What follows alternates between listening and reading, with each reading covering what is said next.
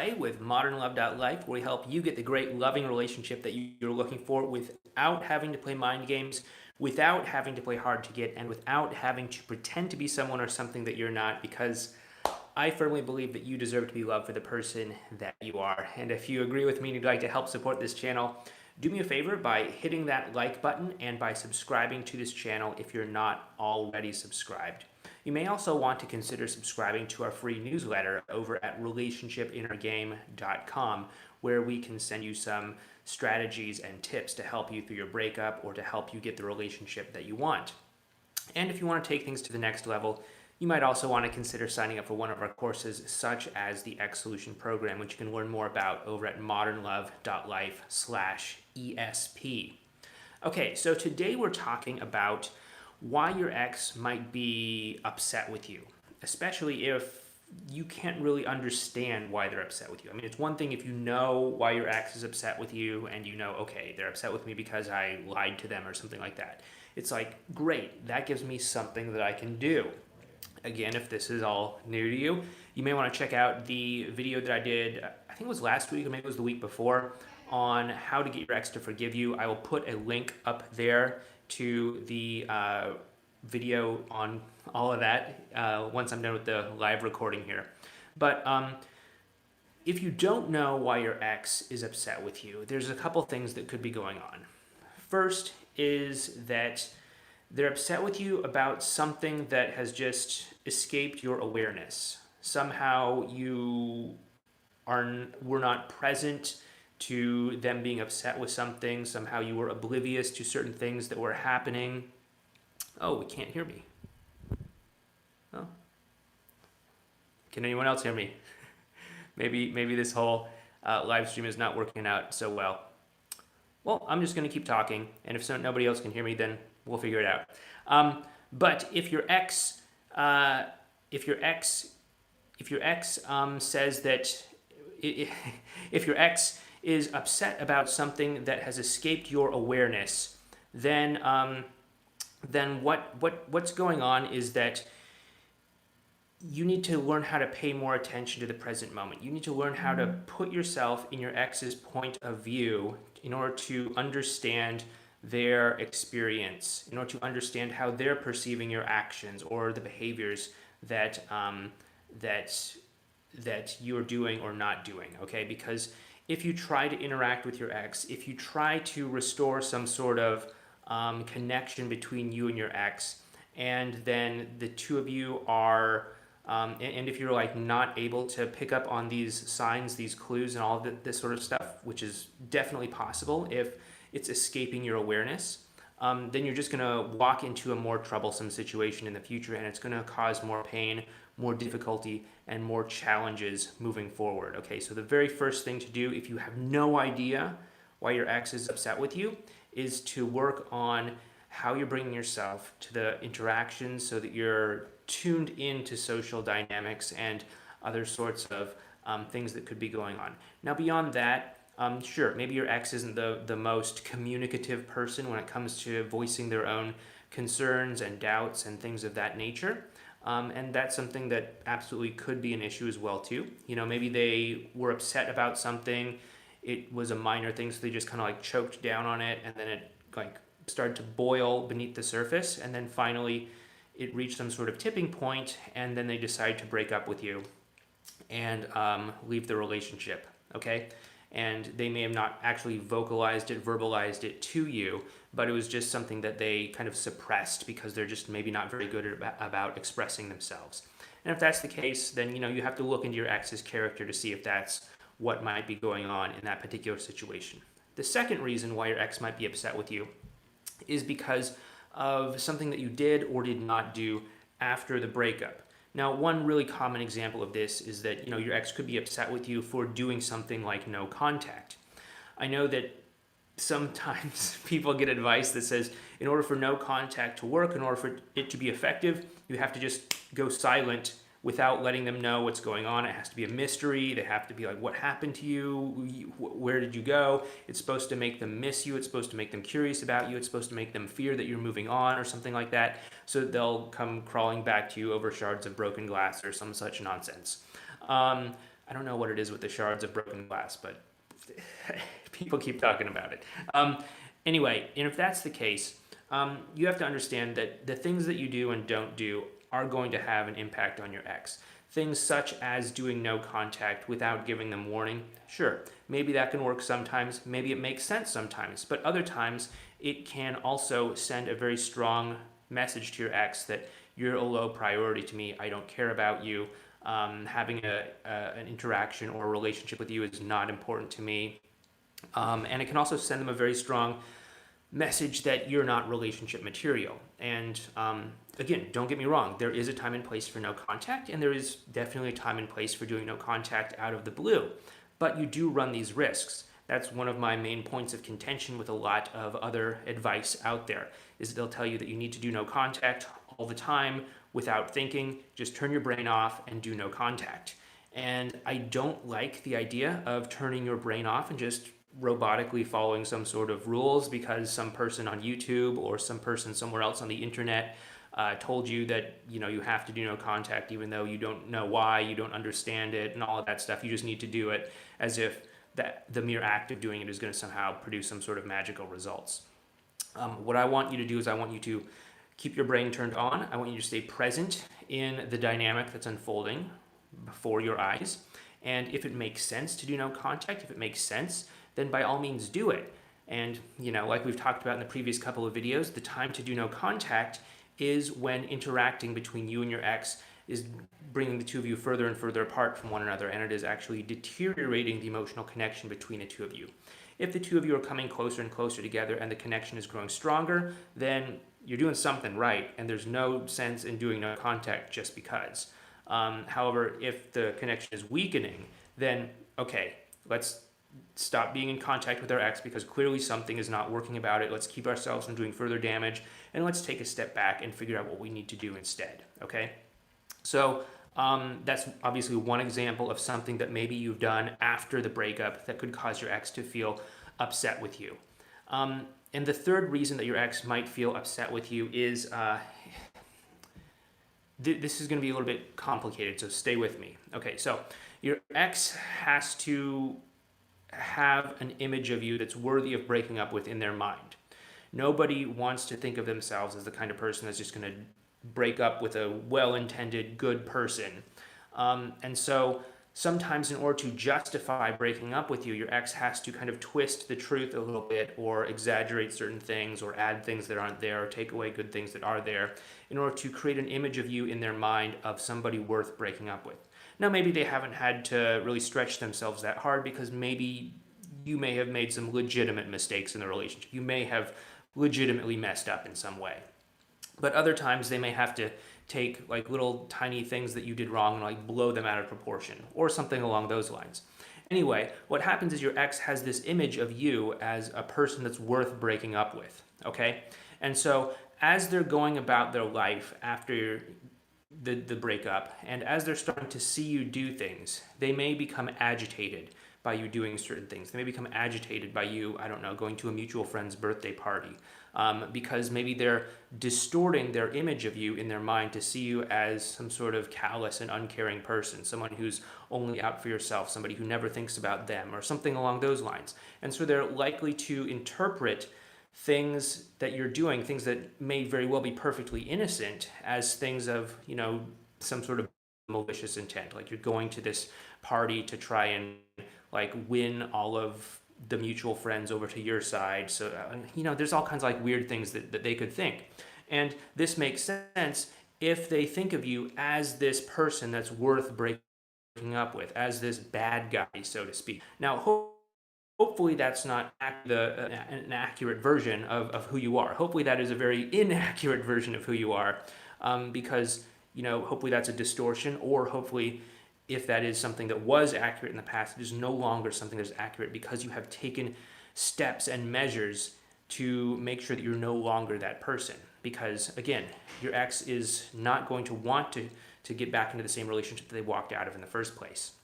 So in situations like this, the most important thing to do is to continue to show up with consistency as the best version of yourself. And what that's going to do is that's going to create a sort of disconnect in your ex between this negative version of you that they're seeing in their lives, in their mind when they're looking at you and when they're thinking about you, versus the version of you that's actually showing up in real life. And there's going to be this disconnect between the two of them, and your ex is going to not initially, at least initially, they're not going to know which one they should put their trust in, whether this is the real you or whether this is the real you.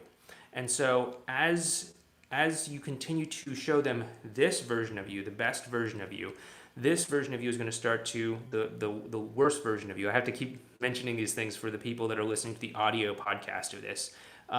The worst version of you is going to start to lose power in their mind, and the better version of you is going to gain strength in their mind, such that they're going to start to put more and more faith into the positive version of you. And it's going to be a slow process because it's a trust building process, and trust is something that takes time to acquire and something to build up. But as the scales sort of start to tilt to the other direction, then your ex is going to stop interacting with you as a person that's not the kind of person that they want to be with, and more as the kind of better version of you, okay? So I know it can be really tough when your ex is upset with you, especially when it's out of the blue, but if you start to look deeper beneath the emotional surface about what's going on, it can sometimes make a little bit more sense, and sometimes clear up any misunderstandings or confusions that you may be holding on to about maybe what's going on and how you should go forward, moving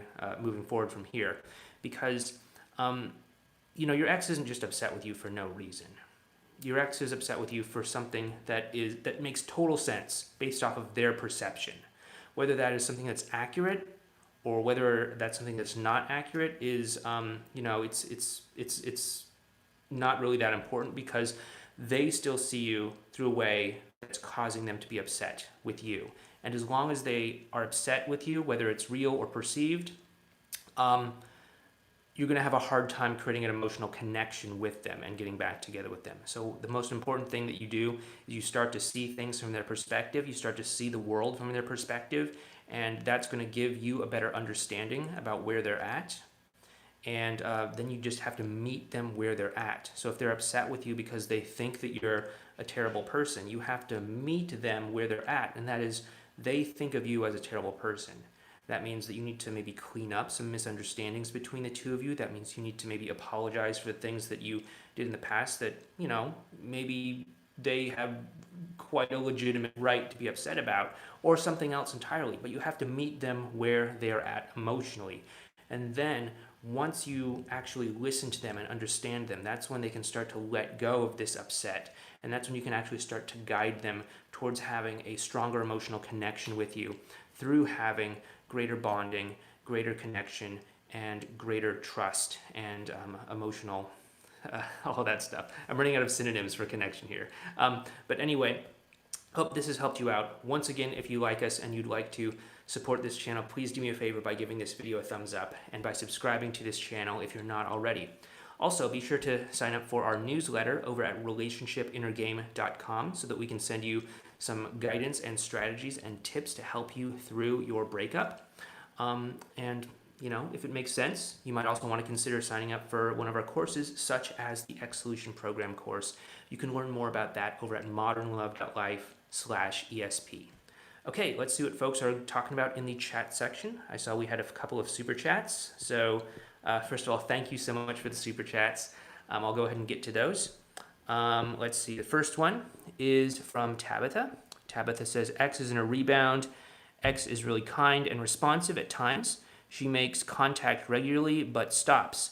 But she seems so disinterested in me at the same time. Is she just being nice? Is she even interested? Okay, so she's kind and responsive at times and makes contact regularly but stops. All right, yeah, okay.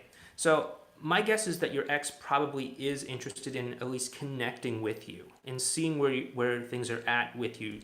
And, if there's something there, I'm sure she'd probably be willing to take it and run with it. Now, you might be saying like, okay, well, why does she then drop off the face of the earth? Why does she drop conversations mid-chat? What's going on there? And there's a couple things that could be going on. First is that, the dynamic in the chat, in the conversation may not be high quality. For example, it's really common for people to have text message exchanges, for example, that go along the lines of, "Hey, what's up? Oh, not much. What's new with you? Oh, nothing new. I'm just hanging out today. What are you up to? Oh, just chilling." And it just goes back and forth like that, where there's not really a whole lot being exchanged. Like if you really look at it from an emotional perspective, what's going on is one person is sending out a simple kind of probing message, just testing the waters to see what the other person's going to respond with. That person responds in a very disinterested sort of way. What are you up to? And they respond with, "Oh, not much. What are you up to?" There's like no vulnerability. There's no sharing. There's no transparency or honesty in there. It's just like a very low investment kind of response. And so what happens, you end up just getting this sort of like ping pong thing back and forth of low investment, low quality responses. And the way that you break that is that you start by being vulnerable first. You want to share something about what your experience is first. You want to open up and talk about what's going on with you. Now, obviously, you want to do this in a good way that's not going to be, attached to outcome, clingy, needy, and all of that stuff. There's a very big difference between negative vulnerability and positive vulnerability. We've talked about this in a previous video. If I can find that video, I'll put a link to that up in a video card up there in the corner after this video is done being live. But you'll definitely want to make sure that there is actually some emotional depth in the communication that you're having with your ex, okay? Beyond that, it could also be that maybe your ex is in a uncomfortable place where maybe she's unable or unavailable to respond to you. For example, maybe she's driving, maybe she's like doing something else, and then once she actually is able to return to that message, maybe the moment has passed. Maybe the moment of the like vibe and the inside joke and all of that has passed, and it just doesn't seem like it's worth picking it up. Or potentially there's a very slim possibility that your ex is doing this to play some sort of mind game or just to control you or something like that. And I know on the internet people often pile on to this assumption as if it's the first and most likely thing that your ex is doing, but it's really not. I mean, most people have so much better going on with their life than to sit around playing mind games with other people. Most people would rather just have an actual, legitimate, real, meaningful conversation with somebody else, a meaningful connection with somebody else, than to sit around playing these like stupid junior high mind games, okay? Nothing wrong with any of you if you are junior high school students, but let's just say you have a pretty poor reputation when it comes to emotional maturity. I can tell you this as a former junior high school student myself. But, I mean, there is that possibility, right? But you should know if your ex is playing mind games with you or not, because you have been in a relationship with them. You have had a relationship with them for I don't know how long, months or years even. And so you should have a good sense of their personality and whether they have it in them to play mind games, whether they're likely to play mind games, whether they are gonna use you in that sort of way. And so you should have an inkling as to whether or not this is in their personality or not, whether this is a possibility for them or not, or if they're just an open and honest and genuine person. So these are some things that you want to think about. Again, I would probably assume that your ex is not playing mind games, not stringing you along intentionally, but that she is really just trying to form an emotional connection with you, and that for whatever reason that connection just is not unfolding in a way that's really inspiring her to want to jump on and engage in that interaction.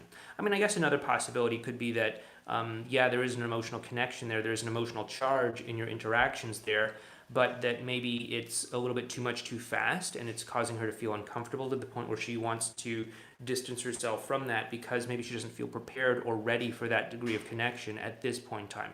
That's absolutely a possibility as well too.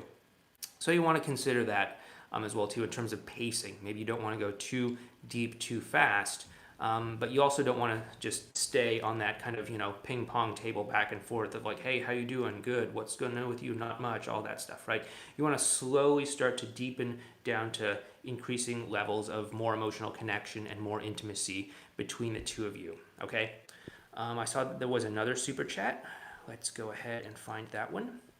Okay, do you take video ideas for dealing with exes? I mean, yeah. I mean, if somebody has a great video idea, I'm absolutely open to making that video. I mean, I'd have to be a completely not great YouTube content creator to have people suggest video ideas and for me to turn them down, assuming they're like, ideas that would be helpful to lots of people. I mean, if it's like some sort of super specific situation that only applies to you and nobody else on the planet, then, maybe I won't do it.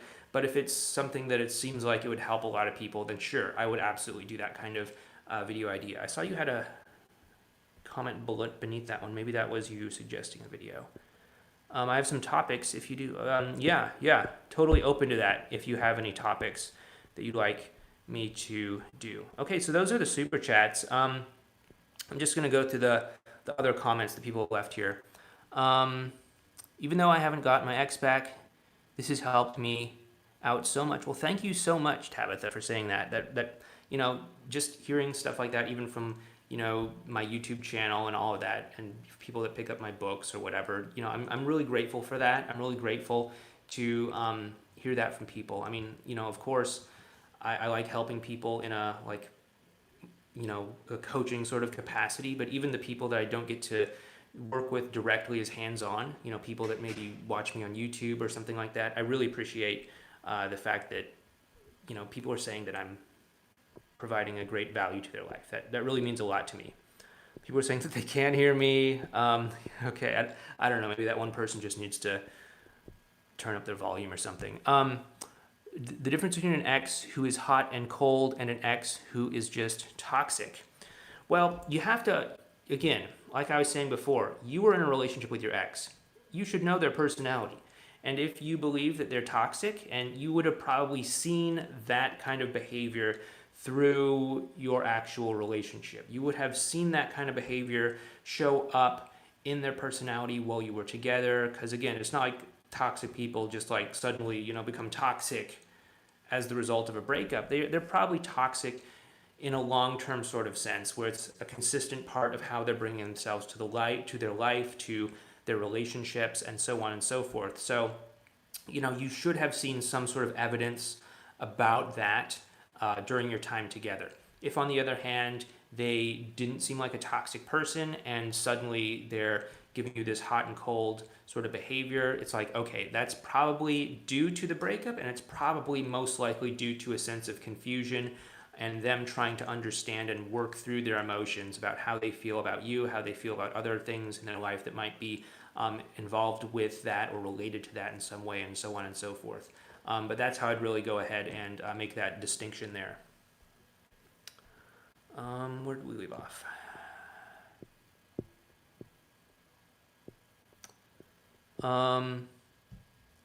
Is it matured to approach an ex and apologize to her per your previous video, or a handwritten letter?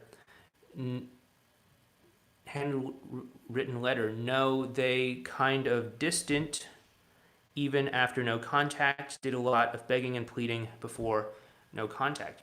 Yeah, I mean, it really depends on a situation that you have. Like, I actually have currently a client who is, writing his ex a handwritten letter. And it's not as if there's anything magical about handwritten letters or like face-to-face interactions or anything like that, but it makes sense in his particular circumstance because his particular ex has a certain, personality type where she really appreciates analog sort of things, personalized sort of things, handmade, handcrafted sort of things. So that definitely makes sense.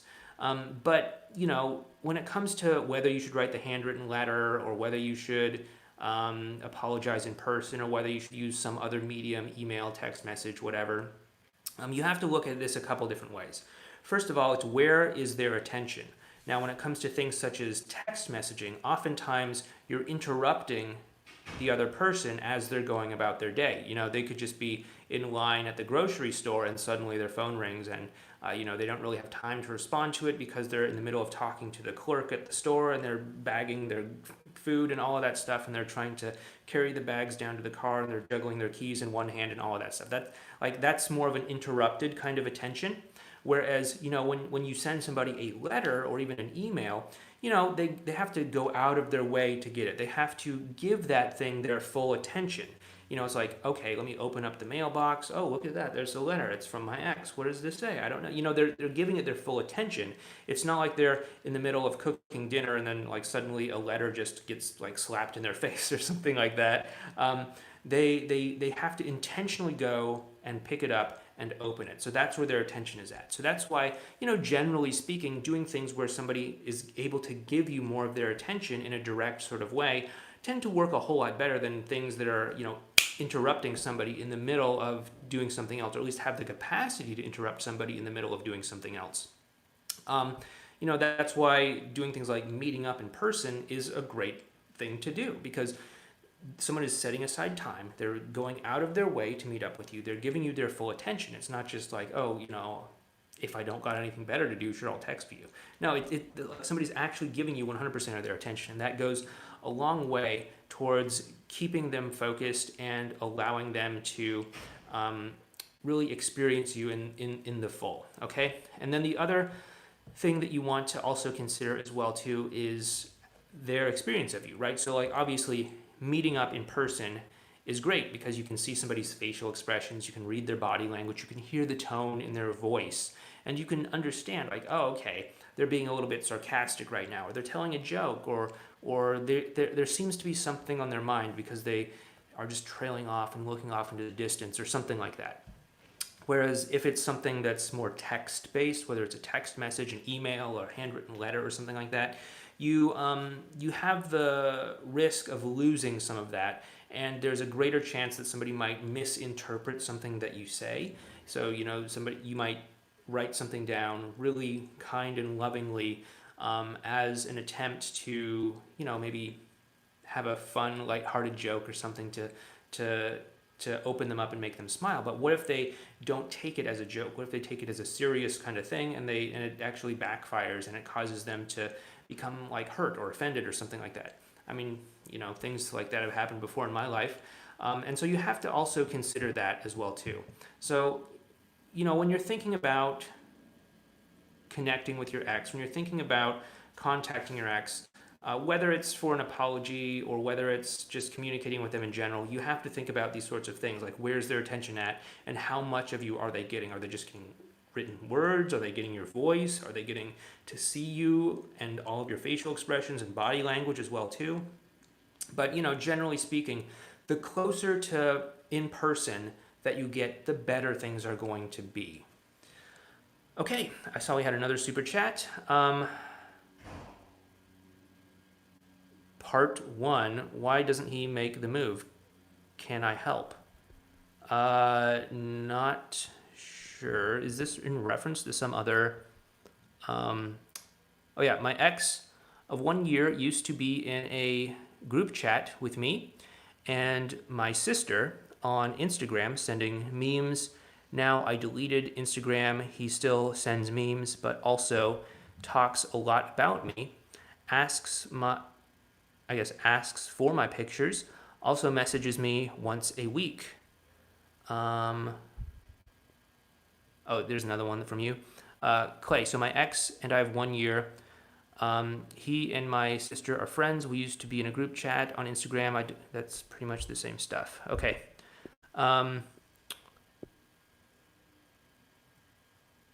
Okay, and then there's a third comment that has pretty much the same stuff. Okay, so why doesn't he make the move? Okay, yeah, so the question here is, why doesn't your ex make the move and contact you even though he's asking for pictures of you from, I guess, your sister, since you've left the group chat? So yeah, why isn't he making the move? And the reason why is because he may feel shy about it. Again, I don't know the whole details of your situation, but your ex may feel shy about it. He may feel like, oh wow, I've hurt you so much through this breakup. Like, who am I to reach out to you? Like, that would be awfully presumptuous of me to do that. So maybe I'll just kind of, even though I miss you a lot, I might just slowly kind of talk to other people to try and find out a way that I can start to feel emotionally close to you again. And there's so many presumptions that a lot of people have when it comes to breakups. I know that people that get dumped, they often think, oh, well, they should be the first ones to contact me because they broke up with me. But on the other side of the coin, people that do the breaking up, they can sometimes feel like, oh, well, I've hurt you so much already. Who am I to reach back out to you? Like, if you wanted to restore things, you'd reach out to me or something like that. And so what can sometimes happen is you get two people both expecting the other person to make the first move, and what essentially happens is nobody makes the move. So, I don't like situations where you are essentially giving up your power to circumstance, to somebody else making the first move. I understand that some people have this belief. Some people believe that, you should do no contact and you should never ever break it and you should wait for the other person to crack under the pressure and contact you. But I've seen that absolutely not pan out so many times that I just don't think it's a good idea. And I think that if you want to restore contact with somebody, you should just restore contact with that person by picking up the phone and texting them, calling them, maybe sending them an email, maybe writing them a letter if that makes sense, or whatever it might be. But you should put in that first step to restoring contact rather than just waiting around indefinitely because you think it might, make you look low status or something. Because at the end of the day, most people don't care if they look low status or not. They just want to have a relationship with the person that they want. And if that's you and you don't care about status, you just want to have a great relationship with a person who happens to be your ex, then don't worry about status. Just focus on connecting. Focus on restoring that connection. If status is more important to you than a relationship, that's fine too, but I'm probably not the person to, give you strategies on how to go about doing that. You should talk to, somebody whose expertise is in gaining social status or something like that. But that's not what I'm about. I'm about helping you to connect emotionally with your ex in this case. So, if you do want to restore some sort of contact with him and for whatever reason he's not making the move, just reach out to him, just contact him, just see what he's up to, see if he's willing to have a conversation with you. If he's asking for pictures of you, if he's talking to your sister and all that, chances are he wants to talk to you. Chances are he would love to reconnect with you and see where things go. And chances are he'd be pretty receptive if you were to contact him. So anyway, I hope that helps you out. Anyway, guys, we're at about 30 minutes here, so I'm going to go ahead and wrap this up. Anyway, thanks so much again for tuning in. Once again, if you'd like to support this channel, please do me a favor by hitting that like button, by subscribing to this channel if you're not already. And if you'd like to get more advice and strategies, please make sure that you're on our newsletter over at relationshipinnergame.com. Or if it makes sense, consider signing up for one of our courses, such as the X Solution Program. You can find that over at modernlove.life/ESP. Anyway, take care, and I'll talk to you guys tomorrow.